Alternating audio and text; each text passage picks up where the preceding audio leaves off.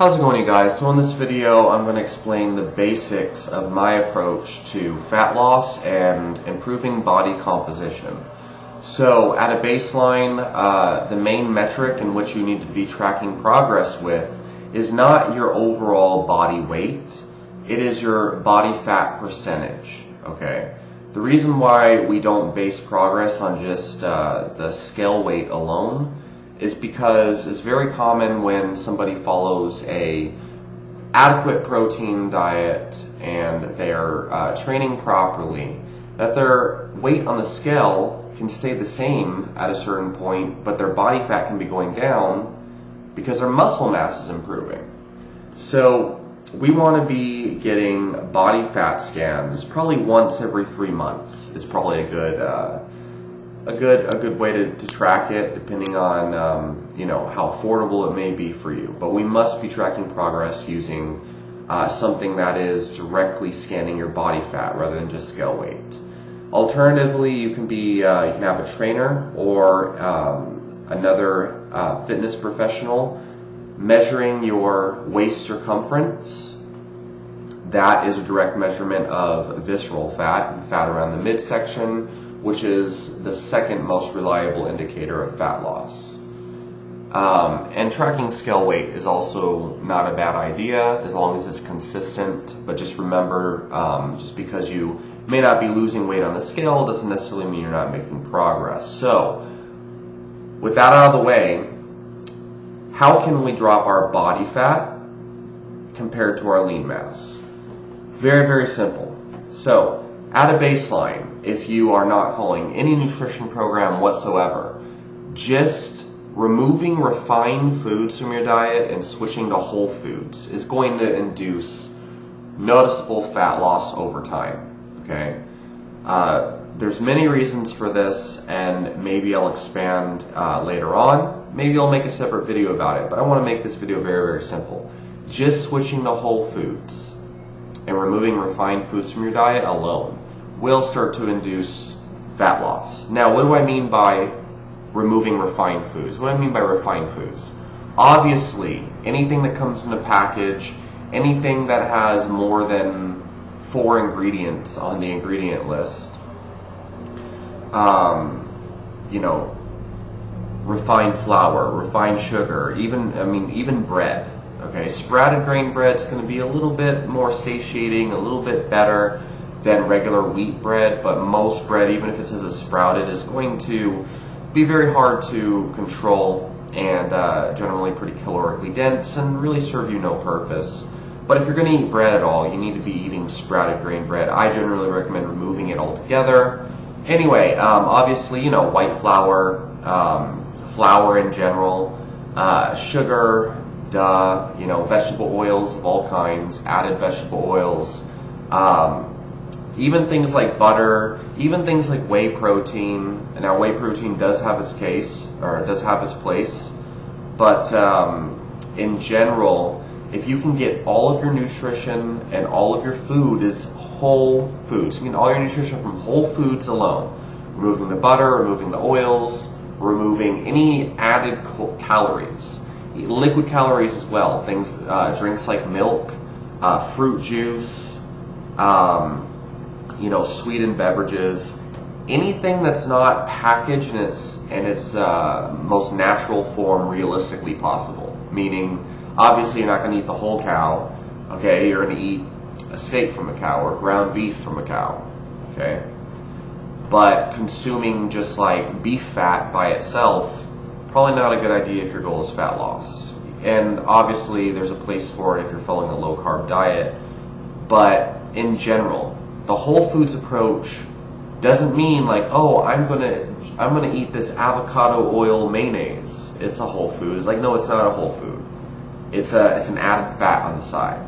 So if you're going to follow a whole food approach, that is important to understand. Is like, even though butter is going to be healthier than margarine, or avocado oil is going to be healthier than soybean oil, for health purposes, that's relevant. But for fat loss, following a whole foods diet without any form of conscious energy restriction, you must remove those foods in order for a whole foods diet to work. Okay.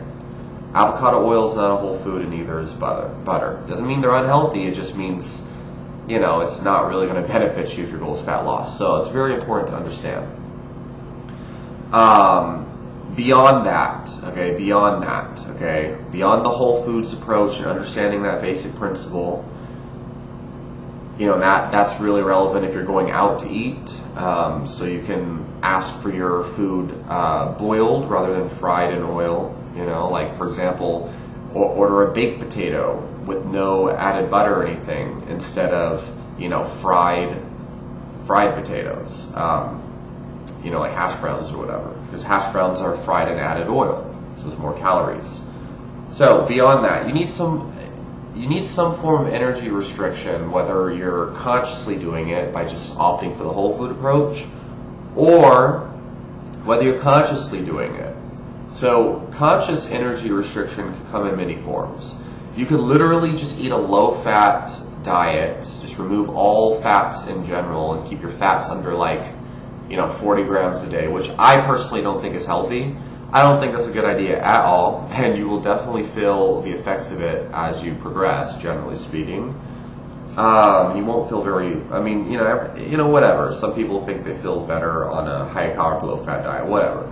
But just restricting the fat can induce caloric restriction. Again, I don't recommend that, but that can induce caloric restriction without needing to actually like track your food. But I recommend everybody keep a food journal, tracking your food using an app like Chronometer. That's my preferred choice because it measures micronutrition as well as calories, protein, and everything else. MyFitnessPal doesn't have as comprehensive of a micronutrient tracker. But doing a low-fat diet, keep just tracking your fat grams under 40 grams a day, and those add up fast, will induce caloric restriction just by restricting fat. You could also do a low-carb diet, and that's my preferred approach, where obviously you're still conscious about the amount of added fats that you eat, because you want your body to be burning the fat off your stomach or off your body. You want your body to start to use its own body fat as food, basically.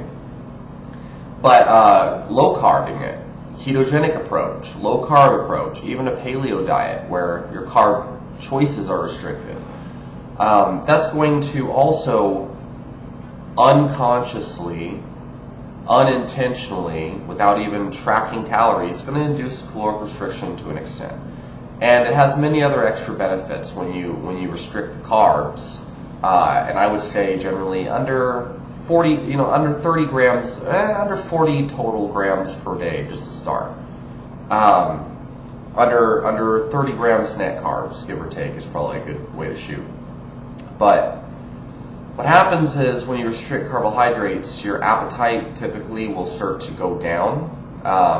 You start to get less hunger pangs throughout the day because your body's no longer reliant on external carbohydrate sources to keep its blood sugar stable. And also, when your body starts producing ketones, it produces GABA, which can have an appetite-suppressing effect, and it can make you calmer. It has anti-anxiety and pro-relaxation effects, which can also prevent you from eating, emotional eating and things like that. And then it also has balancing effects on your hunger hormones, like leptin and ghrelin. So you're less hungry throughout the day, you have less energy spikes from the blood sugar and things like that, and your body is now becoming a lot more efficient at absorbing the energy that it's creating from your body fat. So these are some of the pros of low-carb diets and ketogenic diets, and I've made videos going even deeper because most people don't actually research this, so they think it's just kind of like, oh, it's useful for fat loss, doesn't have any extra benefits. But no, your hunger goes away. You do experience a lot of beneficial properties, including muscle-sparing effects that happen later on that a lot of people miss. But anyway, I like low-carb diets. It's a lot easier to sustain because you're no longer reliant on those carbohydrate pangs. And so it's easier to go longer times without food throughout the day, which is beneficial for fat loss. So no matter what you believe about low carb diets. The fact is, it's another form of energy restriction that's very beneficial. And studies comparing hypercaloric, just meaning as much calories as you want to eat for the day or whatever, hypercaloric plant-based diets versus animal-based ketogenic diets, what you find is they both can induce fat loss as long as they're whole food diets, but the low-carb group typically has substantially improved markers of blood sugar, insulin resistance, and metabolic syndrome. So there's benefits, even if it's animal-based, in these ketogenic approaches beyond just caloric restriction. When you restrict carbohydrates, it has extra benefits on the side for your health. Anyway, so beyond that, you want to make sure you're eating adequate protein. So 1 gram per pound of ideal body weight is what you need to shoot for. So if you are 400 pounds and you're like 200 pounds, overweight, and your ideal body weight is, like 200 pounds or whatever, but you're 400 pounds right now, you want to be eating 200 grams of protein per day. And honestly, when you have that much excess body fat, you could probably go more towards like 0.8 grams per pound of ideal body weight. But yeah, as a general rule of thumb, 1 gram per pound of ideal body weight is key. And that's very important to keep you satiated, to give your body the majority of nutrients, because if you're getting that protein entirely from whole animal sources, you're not going to be hungry enough to binge on, pasta and stuff like that.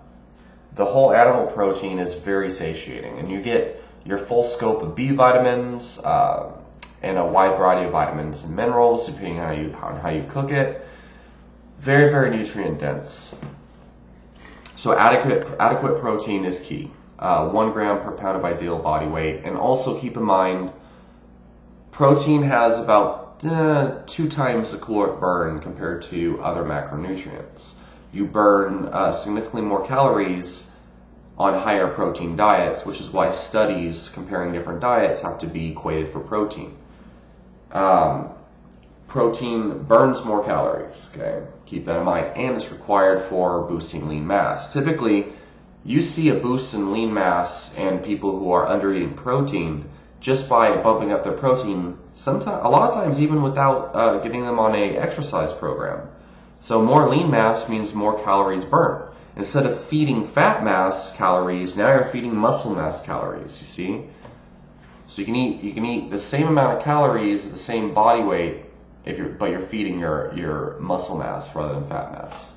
And that's an oversimplified way of explaining it. It's not entirely accurate, but you get the point. You're burning substantially more calories on high protein diet, especially over the long term, as you build more muscle and increase your lean mass. So beyond the protein, fibrous vegetables are a great way of lowering your appetite, because you're filling your stomach with undigestible plant matter. And so that can be a good strategy for lowering appetite, is eating more fiber, as long as it's from foods that are low in calories. Do I think it's necessary for health or even fat loss? No, I do not. But it can help and drastically improve satiety and appetite, and prevent you from overeating on junk food. So for that reason, unlimited, non-starchy, non-caloric vegetables like broccoli, cauliflower, salads and things like that, as long as you don't overdo it on the dressing, can be very beneficial. But those people with digestive issues, Crohn's disease, colitis, etc., probably do much better without those fibrous plant foods in their diet. Just a side note. Let's see. So now, exercise. Okay, so exercise is very, very important, just like nutrition. So obviously you can never out-exercise a bad diet, but your results can substantially improve if you have your diet on check and you have your exercise. Oh, and one more thing on the diet. Intermittent fasting or alternate day fasting can be a very great approach for people who have trouble passing off the wrong foods. So like, for example, if you go to a family gathering and it's at an Italian restaurant and you binge on pasta, you can try to equalize the amount of calories you ate by fasting for as long as you can the next day and then getting back onto your diet. That I've had clients who lost a ton of weight eating whatever they wanted, but they would just fast for like 24 hours in between meals. So that may not be healthy for everybody. It may not be, but it's really not.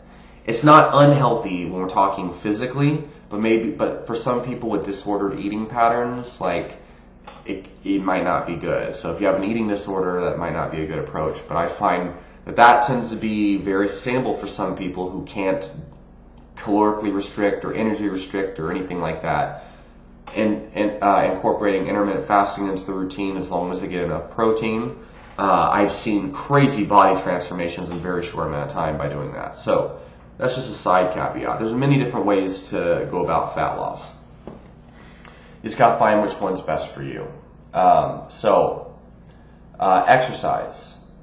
At a baseline, you want to be doing, for your cardio, for fat loss, you want to be doing some form of consistent movement, just to get your heart rate up above your normal resting baseline that you have throughout the day, so your body's burning more calories.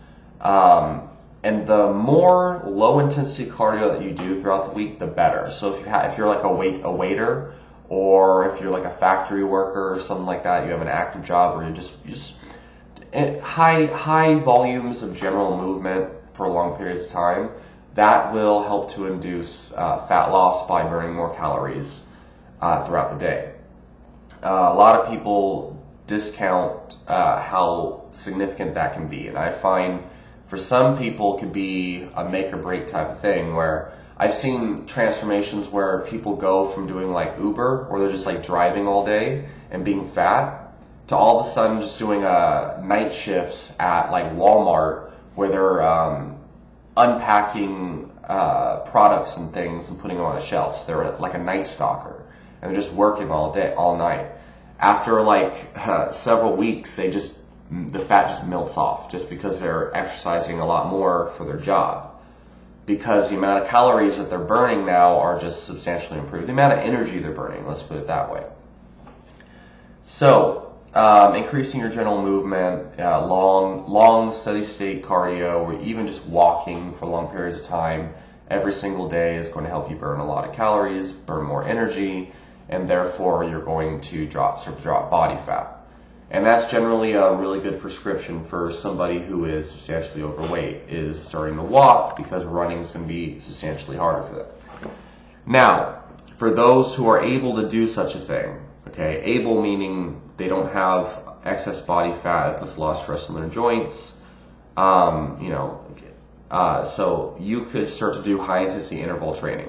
Now, even if you do have high amounts of body fat, you can still do high intensity interval training, but you got to be creative with it. So high intensity interval training at a baseline is just doing something that's maximum effort for a longer duration of time, like maybe 30 seconds to a minute, give or take. It could be anywhere from 10 seconds to about 60 seconds of just max effort, max intensity work, followed by an interval of rest period, and then just repeating the maximum intensity exercise followed by a rest interval, and doing that over and over again. This I find is one of the most effective methods of exercise for losing body fat. However, it's so intense, a lot of people have trouble sustaining it, and it can be very fatiguing and whatnot. So you can achieve this through weight training circuits. What I've done with my overweight clients, and sometimes my elderly clients who need to improve their blood markers for like diabetes and heart disease and things. Obviously combine a lower carb diet to regulate their triglycerides and their HDL and whatnot, and their hemoglobin A1C. They're on a low carb diet. They're supplementing with omega-3s and fish oil, usually pharmaceutical grade. And we do Antagonist Supersets, where basically they're doing like a lat pull down for sets of, anywhere from 8 to 20, depending on where we are in our program. And then they're immediately supersetting that with overhead press. So I'm pressing up overhead, and then I'm pulling from overhead. And we're just supersetting, sets of 8 to 20, one exercise, and immediately into the next. Give them about 30 seconds to 1 minute rest maybe. And as they get better, that rest interval decreases. So that is a good way to incorporate resistance training and high intensity interval cardio at the same time. This idea of weights for cardio, a lot of people joke, they talk down on it and whatnot, but it can be a very useful tool for people who are looking for fat loss or just improving their metabolic health parameters on a blood test. So Antagonist Supersets, you could do kettlebell circuits, just kettlebell swings followed by some burpees or even like jumping jacks, followed by a core exercise like V-ups or just holding a plank position or holding the top of a push-up position or doing plank ups or shoulder taps. So you do like different body weight circuits like that too. Body weight squats, burpee, shoulder taps is an easy one. The main goal is doing some kind of movement that is higher intensity than just walking on a treadmill or walking outside for a extended period of time, followed by a rest period. And the shorter your rest and the higher intensity or work interval is, the better off it's going to be, the more effective it's going to be. This is one of the most effective and efficient, meaning it takes less time, it's more bang for your time type of exercise that you can do. So, so that's a really good way to approach the fat loss, And as far as weight training, a lot of people just opt for circuits and supersets and stuff like that, something very high intensity, lots of volume. And don't really even bother with like strength gain and stuff like that. So generally that is the basic protocol. Okay.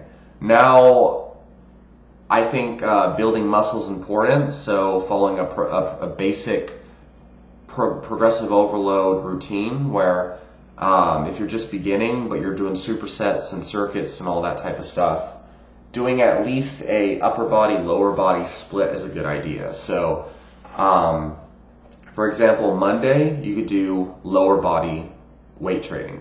So that means, and every day you need to do some kind of cardio. So Monday can be a lower body day. So, and you're doing supersets and circuits. So since it's a lower body, you could do, dumbbell squats for like 5 sets of 8 to 20. And then superset that with dumbbell deadlifts for sets of 8 to 20. And you want to use a heavy enough weight to make you feel about 2 reps of failure at the end of that set, at the end of each set. And then you could superset that with planks, or you could drop it down into bodyweight squats. And just do circuits like that, as many rounds as you can handle at the time. And then you could do something like reverse lunge, sets of 8 to 20 each leg, and then superset that with dumbbell step ups, sets of 8 to 20, or single leg deadlifts. But that's less effective for fat loss, and a lot of people have problems with those. It's better to have a trainer with you for that exercise, And you can just do supersets like that on your lower body day, and then Tuesday you do upper body. And you can superset a, dumbbell rows, sets of 8 to 20, with dumbbell chest press, sets of 8 to 20. And then you can superset bicep curls with tricep extensions or tricep skull crushers or something like that. You could superset, if you were fit enough, like an assisted pull-up using a band, like sets of 8 to 20. with, or you do jumping kind of kipping pull-ups with like inverted push-ups or something. So anyway, you get the picture. That's Monday, then Tuesday, and then Wednesday, you could either have a rest off of the gym, or you go right back to day one. Do the lower body, and then do upper body on Thursday. Or if you rest on Wednesday, then you can do lower body on Thursday, and then upper body on Friday. So, yeah, and then on your rest day, do a little bit more cardio. So that's like a general idea of how to do it. And then as you get more advanced and you get closer to your body fat goal, you can start to increase the intensity of your weight training sessions for more specific goals, like either improving power, improving hypertrophy, like larger muscles, or improving overall strength development, so the maximum amount of force that your body can produce. But when you're in a fat loss phase and you have a lot of excess body fat to lose, you want high intensity circuits, supersets, and interval training type of stuff where you get your heart rate elevated and you're also putting your muscles, your bones, your joints, your ligaments under stress, so you can improve muscle mass at the same time as losing body fat. With a high protein diet and some form of sensible energy restriction. I like, again, low carb because, people seem to have the best results with that. You're going to see a huge body fat transformation. So, and this is not really being specific on what I do with my clients, because what I do with my clients usually depends on the individual, but most commonly, my programs kind of fall similar to this. It's generally low carb, just having them try to moderate their carbs as best as possible, but the focus is on protein. I always tell them as much animal protein as you want. Try to get all of your protein from whole animal sources. Only eat, protein powders for like a meal replacement, not because you think you need it. If you wake up in the morning, you want a quick breakfast, you could do coffee blended with protein powder, and then our weight training is generally progressive overload. We do one strength exercise. So if it's upper body day, we try to hit a PR on bench press. If it's lower body day, we try to hit a PR on squat or some kind of deadlift or something like that. And then after the main lift is done and we try to hit a PR and improve their strength, then we do conditioning. So that's supersets, circuits, high volume weight training. It might be something on the rower, superset with body weight exercises. One of my favorites for a lower body day or a pull day would be something like, a concept 2 rower. We'll do like 1 minute all out max effort, and then we'll go right into reverse lunges, and then right into planks or plank ups, and then maybe do burpees in there, and then maybe like a set of deadlifts, 10 to 20 reps or something, or maybe a bent over dumbbell row, 10 to 20 reps. That's not in the exact order, but we'll superset it. So that's kind of like how I like to approach fat loss, is one strength exercise so we know we're improving their muscle mass and their strength and their force production, which is good for health and all these other metrics, and fat loss and lean mass improvement, but then immediately after that, some kind of circuit or high intensity interval type of training. So, and then throughout the week, I write them a program for, improving their hypertrophy, and have them do some kind of high intensity or low steady state cardio, depending on who they are, immediately after they get done with their strength training. And then I prescribe them generally a low carb, high protein diet. But some people have trouble with that, and so, we have to modify it depending on the client, but it can be challenging. So, leave your question and comments down below. Let me know what you guys think. Let me know if you have any questions or need me to clarify. Hopefully this wasn't too scattered, and I'll talk to you next time.